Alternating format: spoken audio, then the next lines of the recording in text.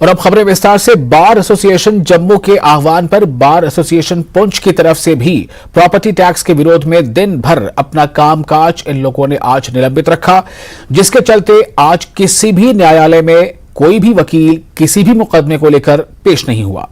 वहीं bar association के अध्यक्ष अशोक मनहास ने प्रेस कॉन्फ्रेंस करते हुए एलजी प्रशासन और केंद्र सरकार की आलोचना की और कहा कि वो जम्मू कश्मीर के लोगों पर लगातार अत्याचार कर रहे हैं और जम्मू कश्मीर के लोगों पर काले कानून थोपे जा रहे हैं, जिससे आम लोग परेशान हो रहे हैं। उन्होंने कहा कि सरकारें लोगों की भलाई के लिए होती हैं, उन्हें परेशान करने के लिए नहीं होती। बार एसोसिएशन ने सरकार से काले कानून रद्द करने की मांग करते हुए इस बात की धमकी दी कि सरकार की तरफ से काले कानून वापस नहीं लिए गए तो लोग सड़कों पर उतरने को मजबूर हो जाएंगे। कानून तो बनाए जाते हैं लोगों के रहबरी के लिए, कानून बनाए जाते हैं इसलिए कि लोगों को, इसको हम वेलफेयर स्टेट कहते हैं। वेलफेयर स्टेट का मतलब ये नहीं है जो ये समझते हैं कि लोगों की बेहतरी के लिए जो काम किया जाए उसको कहते हैं वेलफेयर स्टेट का। तो यहाँ तो उल्टे कानून जो है, काले कानून जो है ये पास करके हम लोगों की जिंदगी को तबाह बर्बाद कर दिया। जम्मू कश्मीर को एक तजर्बागाह इन्होंने बना दिया है। जब देखिए नए से नए जो है फरमान जारी कर देते हैं, तुगलक के जमाने के जो है वो कानून वो उठा करके यहाँ लागू किए जा रहे हैं। नौकरियां हमारे लिए नहीं है और हमारे ऊपर टैक्स लगा करके हम ही से पैसा लेकर के हमारी जिंदगी जो है वो तबाह बर्बाद कर रहे हैं। तो एलजी एडमिनिस्ट्रेशन को होश में आना चाहिए, ऐसे गलत फरमान मत जारी करें जिसकी वजह से जो है हालात जो है अभी तो नॉर्मल है लेकिन उसको बदतर बनाने में जो है ये न कोशिश करें कि यहाँ हालात खराब हों और उसके बाद जो है लोग मजबूरी जो है आपके खिलाफ हो जाए। ये जो कानून प्रॉपर्टी टैक्स का जम्मू कश्मीर में नाफज किया गया है, ये लोगों के जेबों पर डाका डाला जा रहा है। जो लोगों ने पिछले 25-30 साल 40 साल मिलिटेंसी में जूझने के बाद अपने आप को पिछले 10 सालों से थोड़ा सा अपने पांव पर खड़ा किया था और किसी रहने के लिए मकान बनाए थे, तो गवर्नमेंट वो भी गिराकर उससे भी प्रॉपर्टी टैक्स हासिल करके लोगों को और पस्ती की तरफ धकेलना चाहती है। आज यहाँ पे जो वर्क सस्पेंड किया गया है, ये आपने जो कल नोटिफिकेशन आई है 2 दिन पहले प्रॉपर्टी टैक्स के रिलेटेड, तो उसके लिए हमने यहाँ पे आज वर्क सस्पेंड किया है। उसमें हमें हाई कोर्ट से भी कॉल थी कि जितना भी जो भी काले कानून जो है वो यहाँ पे नाफिज किए जा रहे हैं, तो वो गरीब लोग कहाँ से लाएंगे इतना पैसा, जो प्रॉपर्टी टैक्स जो है वो उसमें इतना अमाउंट जो है गवर्नमेंट खजाने में जो है वो जमा करवाएंगे। तो इसलिए आज हमने डिस्ट्रिक्ट की जितनी भी कोर्ट्स थी सब में वर्क सस्पेंड किया। तो उसी के साथ साथ जो भी high court, honourable high court, bar association की जो भी डायरेक्शन रहेगी तो उस पर हम पूरा उतरेंगे। और वहीं Jammu chamber of commerce and industries ने भी प्रॉपर्टी टैक्स का विरोध किया है। न्यूज 18 से बात करते हुए अध्यक्ष अरुण गुप्ता ने कहा कि सरकार को पहले जम्मू कश्मीर के लोगों को सेवाएं देनी चाहिए, उसके बाद जनता टैक्स देने के लिए तैयार होगी।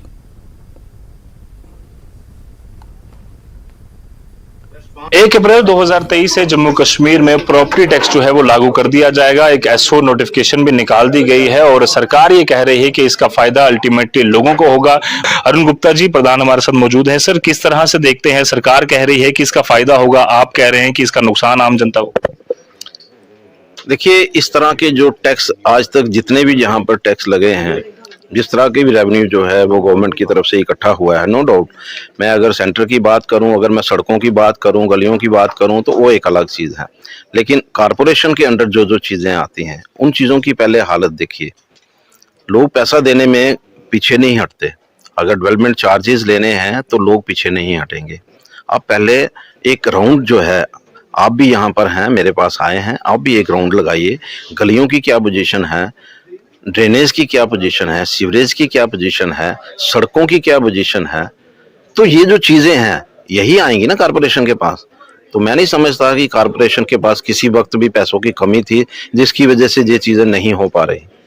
आज स्मार्ट सिटी के अंदर हम लोग आ गए और स्मार्ट सिटी में कितना पैसा जो है वो कारपोरेशन ने इन चीजों के ऊपर खर्च किया जा सकता था, ये प्लान किया जा सकता था, लेकिन अनफॉर्चुनेटली वो प्लान जो है वो नहीं हो पाया।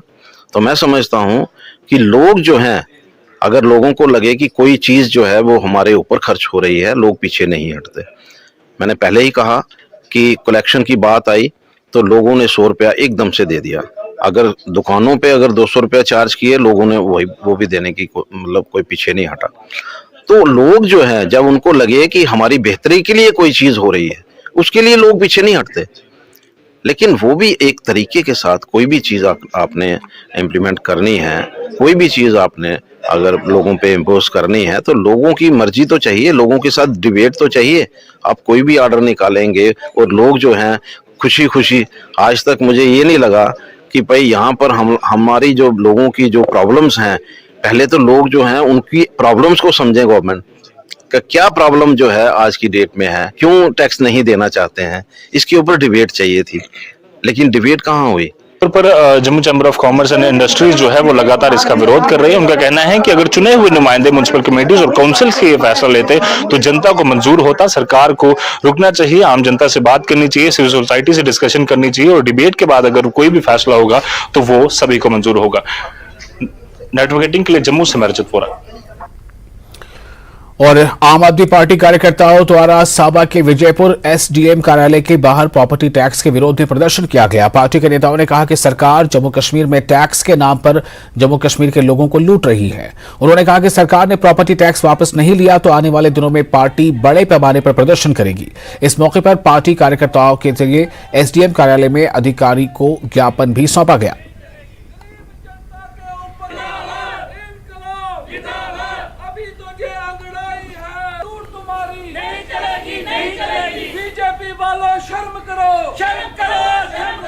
मल्टीपल टाइप्स ऑफ टैक्सेस जो एक ही वजह से आप लोगों से वसूल कर रहे हैं, ये जो गुंडागर्दी, ये जो धांधली, ये जो वसूली आप लोगों से लोगों का खून चूस कर रहे हैं, हमें मंजूर नहीं है। और ये जो वसूली भी आप करते हैं, उस पैसे को आप कहां यूटिलाइज करते हैं ये भी आज जनता देख रही है। आप सिर्फ सीटें खरीदने के लिए यूज करते हैं, आप पॉलिटिकल लीडर्स खरीदने के लिए यूज करते हैं और लोगों को जो आप ठग रहे हैं ये अब जनता को गवारा नहीं है। आप लोगों का दम घोटते जा रहे हैं। या तो आप ऐसा कानून निकालो कि रातों रात कोई ऐसी जहर की दवाई बांट दो कि लोग मर जाएं जम्मू कश्मीर के, तब शायद आप लोगों को शांति मिलेगी। लेकिन आप जो ये फैसले करें हम लोगों को मंजूर नहीं है। आए दिन नए नए काले कानून जम्मू कश्मीर के लोगों के ऊपर जो थोपे जा रहे हैं, आम आदमी पार्टी इसका विरोध करती है और आम आदमी पार्टी आने वाले समय में पूरे जम्मू कश्मीर की जनता के साथ मिलकर एक बहुत बड़ा आंदोलन चलाएगी और इस भारतीय जनता पार्टी की जो सरकार है इसको उखाड़ फेंकने के लिए बिल्कुल तत्पर रहेगी। क्योंकि जिस तरीके से लोगों के ऊपर एक बहुत बड़ा एक क्राइम किया जा रहा है, जुल्म किया जा रहा है, लोगों को धुआया जा रहा है, लोगों को क्रश किया जा रहा है, ये गलत है। तो इसके खिलाफ जो है वो हम आने वाले समय में जो है वो एक स्ट्रेटजी बनाकर पूरे जम्मू कश्मीर के लोगों के साथ मिलकर एक आंदोलन शुरू करेंगे। भारतीय जनता पार्टी के जम्मू कश्मीर प्रदेश अध्यक्ष रविंद्र रैना ने जम्मू कश्मीर में लागू प्रॉपर्टी टैक्स पर अपनी प्रतिक्रिया देते हुए कहा कि एलजी प्रशासन को मजबूरी में प्रॉपर्टी टैक्स लगाना पड़ा है। उन्होंने कहा कि केंद्र सरकार द्वारा जारी किए जा रहे जम्मू कश्मीर में डेवलपमेंट फंड्स रिलीज नहीं हो पा रहे थे। उन्होंने कहा कि पिछली सरकारों ने भी प्रॉपर्टी टैक्स लगाने की कोशिश की थी लेकिन लगा नहीं पाई। उन्होंने कहा कि जम्मू कश्मीर के लिए जो पैसा बजट पर रखा गया है शायद वो रुक जाता अगर एलजी प्रशासन ये टैक्स नहीं लगाती। राणा ने सांबा में न्यूज 18 जेकेएलएस से बात करते हुए ये तमाम बातें बताई। ये फैसला एलजी इंतजामिया का है। पिछले 4 साल से जो सेंटर गवर्नमेंट ने, जो मरकजी हुकूमत ने जम्मू कश्मीर के लिए शहरों के डेवलपमेंट्स के लिए जो फंड्स दिए, वो फंड्स रिलीज नहीं हो पा रहे थे क्योंकि जो प्रॉपर्टी टैक्स का प्रोविजन है जो पूरे देश में है यहां लागू नहीं था। जो पुरानी सरकारें थी 2010-12 में भी कोशिश की गई, 17-18 में भी कोशिश की गई, लेकिन उस वक्त वो लगा नहीं पाए। चूंकि अब सारा शहरों की डेवलपमेंट के लिए जो पैसा मरकजी हुकूमत रिलीज करती है वो सारा बंद हो गया, सिर्फ इस कारण से कि एक मामूली सा ये टैक्स की व्यवस्था ना होने के कारण से। मुझे लगता है कि मजबूरी में ही सही लेकिन ये एलजी एडमिनिस्ट्रेशन को फैसला लेना पड़ा है। हालांकि इसमें 1000 स्क्वायर फीट तक जो आम गरीब लोग हैं उनको छूट दी गई है, उनका कोई प्रॉपर्टी टैक्स नहीं हो। आगे बढ़ते जिला कठुआ में रंजीत सागर डैम से सटे बसहोली के वार्ड नंबर 6 में कई घरों को दरारें पड़ना शुरू हो गई हैं, जिसे लेकर लोगों में डर का माहौल है।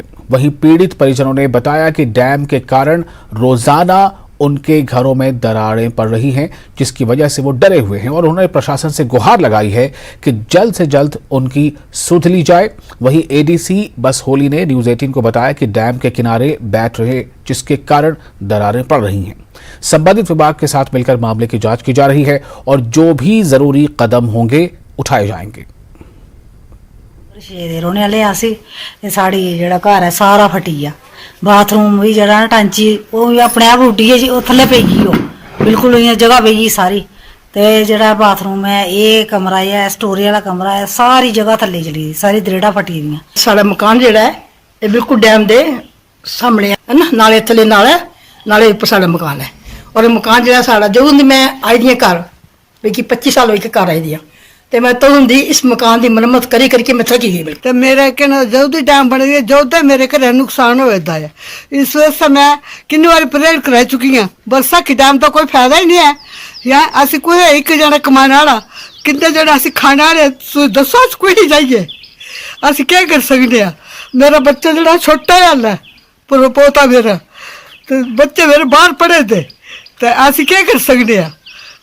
एक जने कमाने वाला जिनका दंग सारे ये दिखो जैसे लोग नए डैम चली गए, क्या फायदा सा। और भाजपा महिला मोर्चा बारामूला की ओर से सिंहपोरा पट्टन में जिला कार्य समिति की बैठक का आयोजन किया गया। इस बैठक में जिला बारामूला महिला मोर्चा की अध्यक्ष मुबीना अख्तर ने भाग लिया, उनके साथ भाजपा के अन्य पदाधिकारी भी थे। इस बैठक में बड़ी संख्या में महिलाएं भाजपा में शामिल हुई। मुबीना अख्तर ने इन महिलाओं के बीजेपी में शामिल होने पर जोरदार स्वागत किया।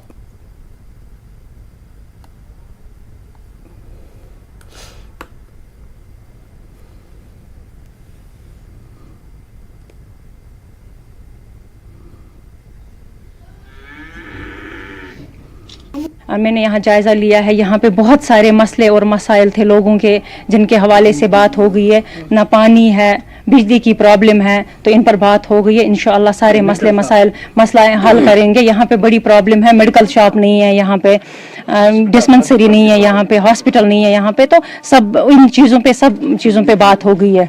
आज यहाँ पे जितने भी सारे लेडीज़ है, खवातीन थे यहाँ पे, बहुत सारे लेडीज़ों ने आज 50 लेडीज़ों ने आज ज्वाइन किया है यहाँ पे बीजेपी, क्योंकि इनको पता है कि बीजेपी सरकार क्या है। लोगों को पता है बीजेपी सरकार क्या है, लोगों को बताने की ज़रूरत नहीं है, क्योंकि लोगों को ये भी पता है कि इन्होंने कितने सारे स्कीम्स दिए हैं, मतलब सेंट्रल गवर्नमेंट की तरफ से कितने सारे स्कीम्स मिले हैं इनको, तभी बीजेपी को लाइक करते हैं। ऐसी बात नहीं है, लोग झूठ बोलते हैं कि ये बीजेपी के साथ नहीं जुड़ना चाहते, लोग दिल से पसंद करते हैं बीजेपी को। ब्रेक के बाद एक बार फिर आपका स्वागत है। आप देख रहे हैं J&K लद्दाख हिमाचल।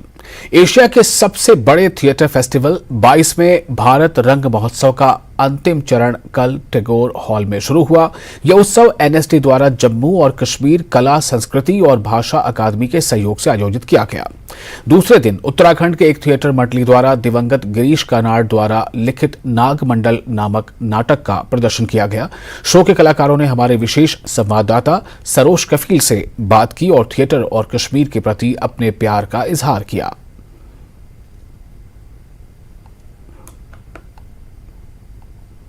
हमारे मेहमान तशरीफ आए हुए हैं देहरादून उत्तराखंड से। नागमंडल को हम देश के कई शहरों में हम मंचित कर चुके हैं, लेकिन कश्मीर में हमारा पहला एक्सपीरियंस है। कश्मीर बहुत सुंदर है, आप सब लोग भी आइए। और यहाँ इस तरह के फेस्टिवल्स जैसे कि कल्चर है, आर्ट है, तो आएंगे, एक दूसरे से मिलेंगे, जानेंगे, तो अच्छा, मतलब एक प्रेम भाव बढ़ेगा, एक दूसरे की संस्कृति को जानेंगे। Kashmir is amazing.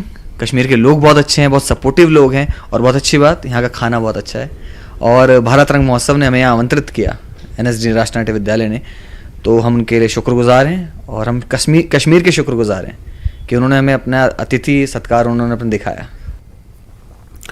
और फैकल्टी डेवलपमेंट प्रोग्राम का आज जम्मू विश्वविद्यालय में समापन हुआ। कार्यक्रम का आयोजन गृह विज्ञान विभाग और जम्मू के यूजीसी HRDC विश्वविद्यालय द्वारा किया गया था। वर्कशॉप का आयोजन कॉलेज के प्रोफेसरों और प्रिंसिपल्स और विश्वविद्यालय के सदस्यों के साथ किया गया था। वर्कशॉप का विषय भविष्य के शिक्षाविदों और नेताओं के बीच नेतृत्व कौशल का विकास था। एस अब्दुल मुज्तबा पूर्व सदस्य लोक सेवा आयोग ने मुख्य अतिथि के रूप में शिरकत की। प्रोफेसर यास्मीन आशाई निदेशक कॉलेज ने सम्मानित अतिथि के रूप में भाग लिया, जहां दोनों ने कॉलेज और विश्वविद्यालय के शिक्षकों के बीच नेतृत्व कौशल बनाने के लिए विश्वविद्यालय द्वारा किए गए प्रयासों की सराहना की।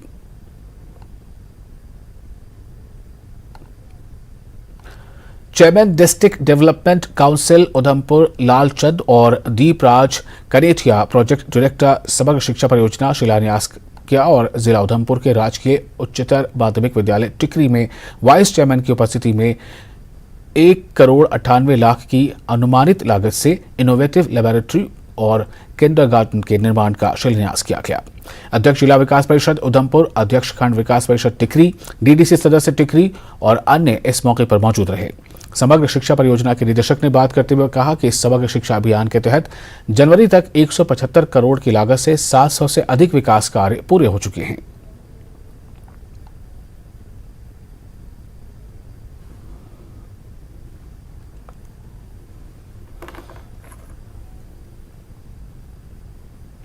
दुनिया भर की ही तरह पुंछ में भी शिक्षा समुदाय की तरफ से नवासे रसूल इमाम हुसैन का जन्मदिन बड़े ही धूमधाम से मनाया गया। इस अवसर पर अंजुमन जाफरिया की तरफ से शफीक हुसैन बाबा, किफ़ायत हुसैन सूफी क्लब अब्बास जाफरी की देखरेख में मुख्य बाजार में आने जाने वालों में हलवा बांटकर इमाम हुसैन के जन्मोत्सव की खुशियां मनाई गई। आज का दिन 3 शाबान हजरत इमाम हुसैन अलैहिस्सलातु वस्सलाम का पैदाइश का दिन है और 4 शाबान हजरत अब्बास अलैहिस्सलातु वस्सलाम का दिन है। इसको मनाया जाता है, जिसको जोश मली आबादी के 2-3 अशार से आप कहूँगा कि कर दिया तूने साबित ऐ दिलावर आदमी, जिंदगी क्या मौत से लेता है टक्कर आदमी, काट सकती है रगे गर्दन को, रगे गर्दन से खंजर आदमी, लश्करों को रौंद सकते हैं 72 आदमी। मौसन इंसानियत इमाम हुसैन अलैहिस्सलातु वस्सलाम ने जो आज से 1400 साल पहले करबला के लको-दक सहरा में अपनी कुर्बानी पेश की, जिसमें बच्चे थे, जिसमें बुजुर्ग थे, जिसमें माएँ थे, बेटियां थी, जो अपने अहल अयाल को लेकर एक यजीद फासिक व फाजर के खिलाफ एक जंग हुई। तबरुक का एहतमाम किया गया है। नवासाए रसूल जिक्र सरदारों ने जवानों ने जन्नत हजरत इमाम हुसैन अलैहिस्सलाम 3 शाबान को इनकी विलादत हुई है और इसके साथ साथ इस्लाम की विलादत है। तो इस मौके पे हम तमाम आलम इंसानियत को मुबारकबाद पेश करते हैं। इमाम हुसैन अलैहिस्सलाम ने हक के लिए और जो है वो दीन के लिए जो है वो कुर्बानी दी है, उनको भी याद किया जा रहा है। उसके बाद आप आज देख रहे हैं कि बगैर मज़हब मिल्लत यहाँ पे सब ने शिरकत की है। इमाम हुसैन अलैहिस्सलाम के जन्मदिवस के अवसर पर नाजन सोनवारी क्षेत्र में एक भव्य समारोह का आयोजन किया गया, जिसमें विभिन्न क्षेत्रों के छात्रों और स्थानीय लोगों ने भाग लिया। यह समारोह हुसैनी रिलीफ कमेटी द्वारा आयोजित किया गया, जिसका उद्देश्य इमाम हुसैन अलैहिस्सलाम के संदेश और तालीम को फैलाना था। इस कार्यक्रम में भारी तादाद में लोगों ने हिस्सा लिया।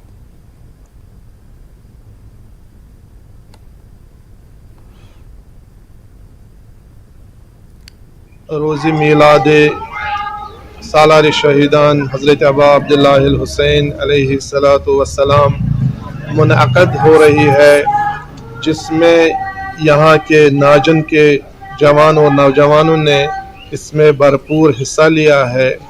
ये जो जिगर गोशे रसूल सिबत असगर रसूल हुसैन इब्न अली अलैहिस्सलातु वस्सलाम की यौम मीलाद दिन के हैसियत से आज मनाया जा रहा है। इसमें इसकी अहमियत इस्लाम में यह है कि खुद रहमतन लिल आलमीन सल्लल्लाहु अलैहि वसल्लम ने इसकी तारीफ और तमजीद की कि इन्नल हुसैन मिसबाहुल हुदा वस्सफीनतुन नजात, बेशक अगर नजात चाहिए हमें तो फिर हमें हुसैन अलैहिस्सलातु वस्सलाम का सहारा लेना पड़ेगा, चाहे इस दुनिया में या आखिरत के लिए। हर जगह इंसान को हुसैन अलैहिस्सलातु वस्सलाम की जरूरत है। कुलगाम पुलिस ने शहीद डीएसपी अमन ठाकुर की पुण्यतिथि पर पुलिस लाइन में कैंडल मार्च निकाला। कैंडल मार्च में डीसी कुलगाम, एसएसपी साहिल सारंगल, पुलिस और सिविल अधिकारियों के अलावा सिविल सोसाइटी और स्थानीय लोगों ने भाग लिया और शहीद अमन ठाकुर को श्रद्धांजलि दी।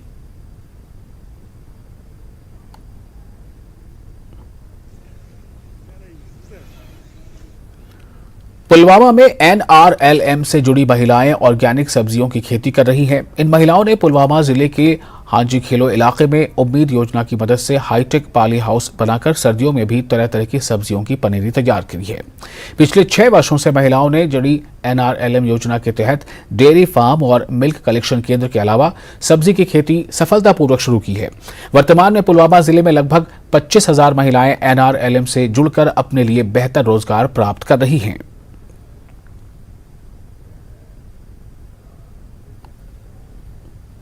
जी मैंने पहले ज्वाइन किया 2016 में। उस टाइम में लैब असिस्टेंट की ट्रेनिंग कर रही थी। फिर मैंने सोचा कि 7,000 की वहाँ पे पेमेंट मिल रही थी मुझे उस टाइम प्राइवेट हॉस्पिटल में। मैंने यही सोचा कि ना मैं अब उसके साथ नहीं जाऊँ, कि मैं उम्मीद के साथ ही जाऊँ, क्योंकि उम्मीद में मुझे लगा कि आगे मुझे बेनिफिट आएगा इंशाल्लाह। सांबा जिले के सीमावर्ती तहसील रामगढ़ में भाजपा किसान मोर्चा की ओर से किसान सम्मेलन का आयोजन किया गया। इस दौरान सरकार द्वारा चलाई जा रही योजनाओं को किसानों तक पहुंचाने और किसानों को जैविक खेती की ओर आकर्षित करने पर बल दिया गया।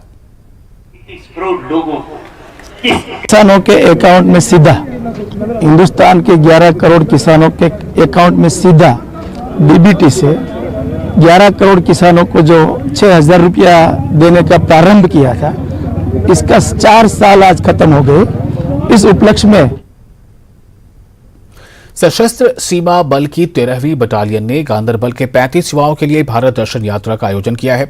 इससे उन्हें न सिर्फ स्मारकों, ऐतिहासिक और सांस्कृतिक महत्व के स्थानों पर जाने का अवसर मिलेगा, बल्कि सांस्कृतिक आदान प्रदान और विभिन्न प्रकार के लोगों से मिलने का मौका भी मिलेगा। भारत दर्शन यात्रा का फ्लैग ऑफ समारोह गांदरबल जिले के डिगनीबल में आयोजित किया गया था।